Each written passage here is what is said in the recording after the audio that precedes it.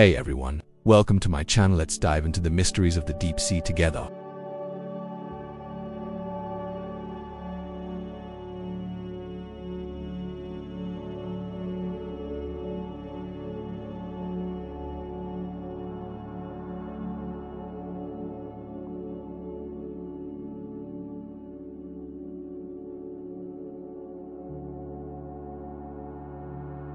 When the ocean awakens, climate change's impact on marine life.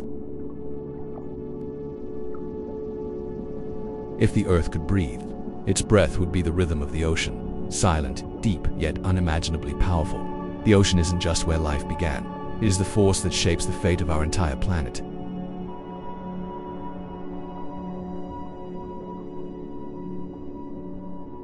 The ocean absorbs over 90% of the excess heat generated by climate change, and each year it takes in nearly 30% of the carbon dioxide emitted by human activities.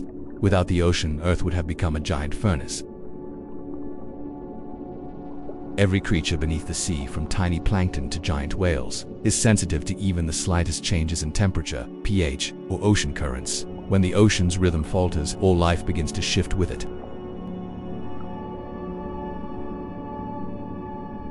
The ocean is heating up, its breath is becoming rapid, strained. The signs of distress are clear yet still ignored, and it's the creatures beneath the surface who suffer first. We've always believed the ocean was eternal, but if that great lung begins to fall silent, who will be the first to pay the price? We can't see it, but we can feel it. The ocean is warming day by day, hour by hour, and this change is far from gentle. It's the fierce roar of nature itself. At both ends of the Earth, ice is melting twice as fast as once predicted. Each collapsing chunk is a warning. The ocean swells, pushing further into the land. Ocean currents, stable for thousands of years, are now shifting. Like a heart beating out of rhythm, the global climate begins to turn. Europe grows colder, the tropics hotter, and storms more violent. Whales, corals, plankton all have a threshold for heat, and when that line is crossed, life simply stops. No noise, no warning, only silent bodies drifting in the current. As the water heats up, energy builds, and when it's released, it erupts as storms with devastating force. Each year, hurricanes grow larger, more intense, and more frequent. We've warmed the ocean, and now the ocean is responding, not with words, but with an uncontrollable fury. Coral reefs, the planet's greatest living structures, home to 25% of all marine life. An underwater city, vibrant, bustling, and as complex as any ecosystem on land. But this place is also the first to sound the alarm when the ocean begins to change. Corals are extraordinary creatures. They don't live alone. Inside each coral branch are millions of algae cells living together, sharing life. But this relationship is incredibly fragile. A rise of just a -2 degrees Celsius can force the algae out of the coral's body. And the result is bleaching, a slow death, bloodless and silent. When corals lose their symbiotic algae, they grow weak, starve, and eventually die. It's not just the loss of a single organism, it's the collapse of an entire underwater city. Coral reefs are not just shelters, they are the beating heart of coastal ecosystems. And when that heart stops, everything around it begins to fall silent, from tiny fish to entire cultures that depend on the sea.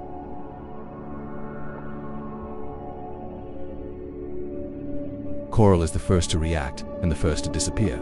The question is, can we save what's left before the ocean falls completely silent?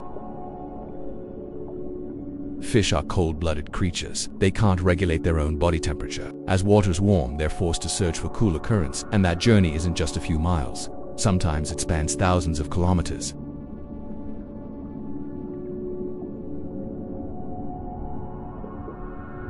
When one link shifts, the entire food chain is thrown off balance. The ones that leave are followed by the hungry. The ones that stay have no prey to hunt and no predators to fear. In Alaska, cod populations have declined by 70% due to warming waters, and seabirds are dying en masse from starvation. In the Mediterranean, dolphins have shown disrupted feeding behaviors over the past decade. These changes don't just affect marine life. They also impact the people who have lived off the sea for generations. They don't read scientific reports, but they can see the ocean changing day by day. Not every species is lucky enough to escape. Some are trapped in hot, oxygen-poor waters, with nowhere left to go, and then they vanish as quietly as they once arrived. Life is leaving the waters it once called home. The question is no longer when will they disappear, but rather, is there anywhere left for them to go? Not every place with water holds life. There are parts of the ocean where every creature holds its breath because the oxygen is gone. Dead zones where oxygen levels are so low, life can no longer survive. Over 500 of these areas have been recorded and the number keeps growing. They are the result of climate change, of warmer, more stagnant waters, and of runoff carrying fertilizers and waste from the land. Plankton, tiny yet vital. They produce over 50% of the planet's oxygen. But when temperatures rise, or when waters overflow with nutrients, plankton can bloom uncontrollably, only to die off in massive numbers, dragging entire ecosystems down with them. When plankton die, the first link in the food chain disappears. The ecosystem begins to collapse from the ground up. No plankton, no small fish, a silent ocean. We once believed the ocean was endless, but even the sea has its limits, especially when its very breath is being taken away. The ocean no longer has enough oxygen to sustain itself. An ocean without oxygen is an ocean without life, and that is no longer a theory. It's happening right now. The ocean has never truly been silent. It's a symphony of life, from the calls of blue whales, to dolphins communicating, to coral reefs crackling like tiny flames. But now, that symphony is losing its instruments. Whales, the songbirds of the sea, are growing increasingly alone. Young calves call for their mothers, but no one answers. Love songs echo across the ocean, with no one left to hear them, and no voice to sing back. The ocean is changing, and with it, sound is warping and breaking apart. Where there were once whale songs, now there's only metal, engines, and industrial blasts. The ocean is going deaf, and its creatures are falling silent. They call it the loneliest whale in the world. Its voice unheard, misunderstood, a frequency of 52 Hz, adrift in a noisy sea. But now, as the ocean itself falls silent, it's no longer the only one alone. Every creature beneath the sea once told its own story, in its own voice, but now, those stories are falling silent, and the ocean, the greatest storyteller of all, is running out of words. If we are the last to hear that sound, what will we do? Let it fade into silence, or finally start listening, before it's too late? It may feel like it's already too late, but the ocean, like the earth, is still patiently waiting. Give it a chance, and it will begin to heal itself. Artificial reefs made from metal, ceramics, and even sunken ships are becoming new homes for marine life. Seaweed farms absorb CO while providing livelihoods for coastal communities. Coral restoration projects are gradually bringing life back to once bleached reefs. Young marine biologists, we once lost 90% of the coral reefs here, but now they're coming back stronger than before. Filipino fishermen, when the sea comes back to life, so does my whole village. From high-tech solutions to grassroots efforts, small hands are coming together to save something once thought too vast to change the ocean. The High Seas Treaty (BBNJ), protecting marine biodiversity beyond national jurisdiction, has been signed. Images from the United Nations, WWF, and Greenpeace show a growing global commitment at sea. Marine protected areas (MPAs) are expanding, banning extraction and enforcing strict conservation measures. Law, something that once felt distant, is now what gives the ocean time to heal, and marine protected areas like careful stitches are mending the torn fabric of ocean life. We can't turn back time, but we can shape a new future. From labs to classrooms, from small boats to global satellite networks, every action matters. ****, a pod of blue whales migrates across the ocean. each dolphin leaping beneath the sunset glow. Corals grow slowly, tender sprouts reaching out into clear blue water. The camera slowly pulls back, revealing the blue planet in full. Beautiful, fragile, asterisk, asterisk. Asterisk, asterisk, we have changed the ocean, but we and only we can help it heal. With willpower, with science, with unity. There is no planet B, and there is no backup ocean. Thankfully, it's still breathing. The ocean is a source of life, not a dumping ground. We don't need a miracle, we just need to begin.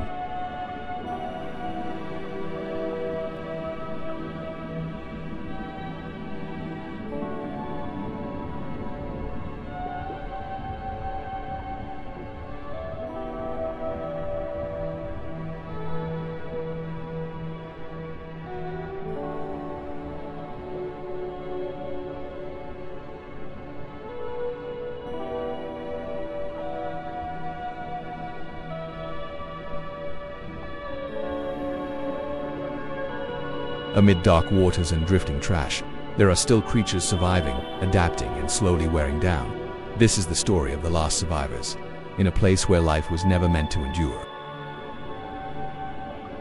Over 80% of ocean plastic pollution comes from land. Mercury, cadmium, crude oil, chemicals, all of it ends up in the sea. No part of the ocean remains untouched. Fish living in the Citarum River, Indonesia, the most polluted river in the world. Close-up, deformed bodies, damaged gills, liver scarring seen under the microscope. Species overview. Tilapia, known for its ability to survive in toxic waters. Mud crabs accumulate heavy metals in their shells. Fire jellyfish thrive in warm, nitrogen-rich waters. Tube worms live in coastal waste zones, feeding on decomposing organic matter. Not all species can adapt. The survivors are often those that tolerate extremes and grow quickly, but the cost is permanent biological change. Many marine creatures don't die right away. They accumulate toxins over the years, then pass them on to the next predator. Eventually, those poisons find their way back to our dinner table. Some species choose to adapt, some mutate to survive, but biological adaptation can't keep up with the speed of human destruction. Every small action, picking up trash, changing habits, reusing, is a chance for life, for the creatures trapped between toxins and extinction. The ocean can heal itself, but only if we stop hurting it. Even in toxic seas, life still persists. The question is, will we let it endure, or watch it vanish within our own lifetime?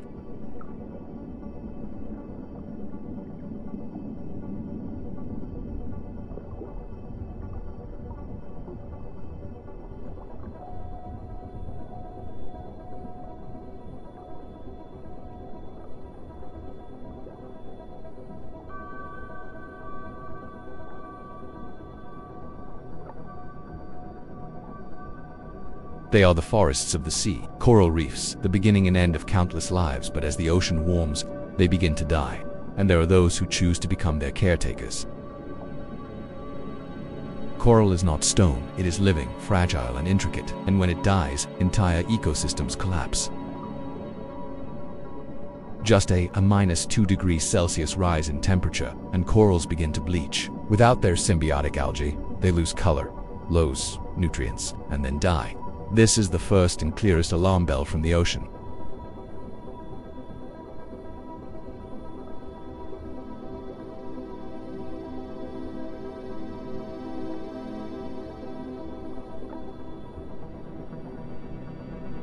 Hidden beneath the deep blue lies a world in bloom, where every stone is alive, where colors never fade. This is the coral reef, the forest of the ocean, a city that never sleeps beneath the sea.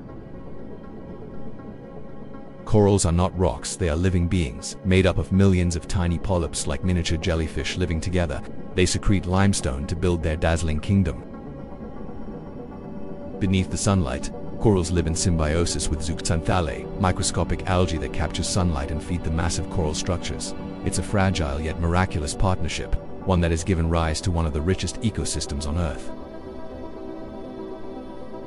Von Bun MCC Hun coral reefs are not just beautiful, they are essential. They provide shelter, breeding grounds, and feeding sites for thousands of marine species. From newly hatched fish to top predators, everything begins here. Coral reefs play a vital role in sustaining marine life. Here, sea turtles graze on algae, octopuses camouflage themselves, and groupers lie in wait to ambush prey. Animated visuals. A world map highlights coral reef regions concentrated in the Indian Ocean, the Pacific, and the South China Sea.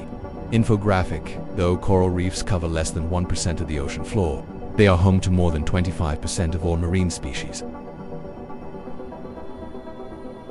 Coral reefs are not just beautiful, they are essential. They provide shelter, breeding grounds, and feeding areas for thousands of marine species. From newly hatched fish to top predators, everything begins here. But this stunning city beneath the waves is disappearing. The enemies of coral have no shape, only invisible heat, silent pollution, and if no one protects them, in just one more generation, these colors will be nothing but a memory. Coral doesn't die all at once. First it loses its color, then its symbiotic partners, then its hope. This is bleaching, the silent killer of the deep. When ocean temperatures rise, even by just a -2 degrees Celsius, corals enter a state of stress. They expel the algae living inside them. Without algae, there's no energy. Without energy, there's no life. To date, over 50% of the Great Barrier Reef has experienced bleaching. The largest global coral bleaching event, 2016 to 2017, affected 75% of tropical reefs worldwide. Polluted water, pesticides, and household waste seep into the sea, killing the symbiotic algae. Plastic debris slices through coral flesh, opening the door to infection, and the final storm sweeps away whatever was left. When the corals die, the fish disappear. When the fish disappear, entire communities lose their lifeline.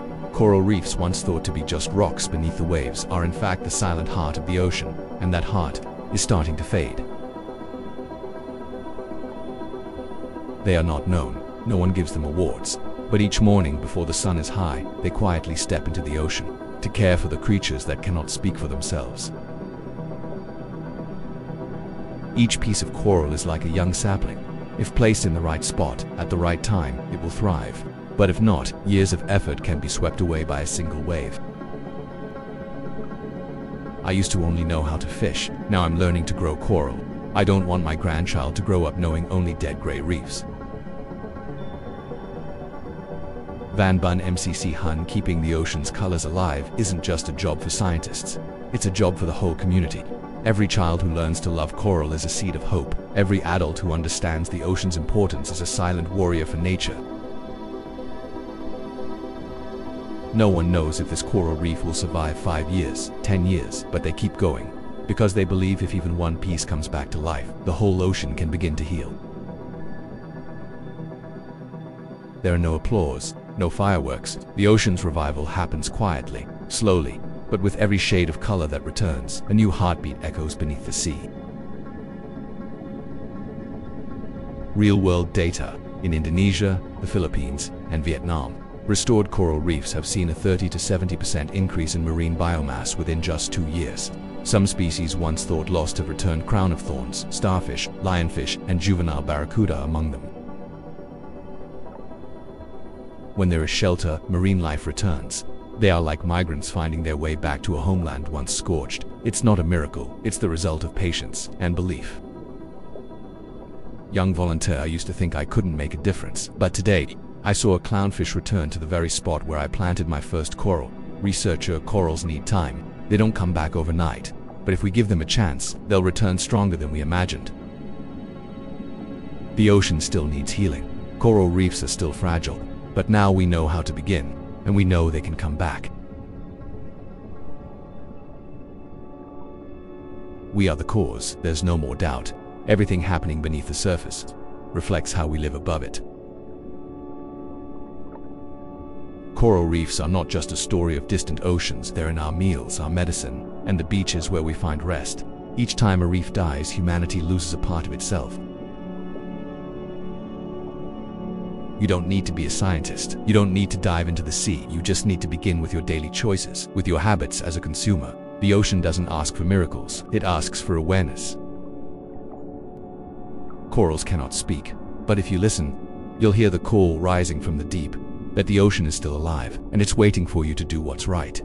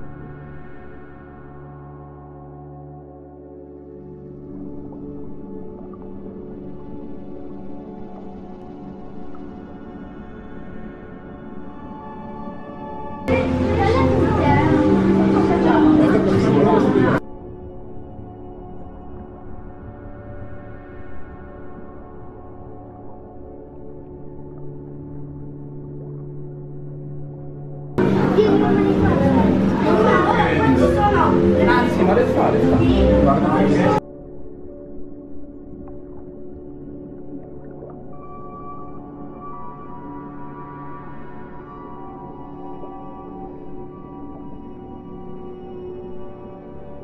Are you ready?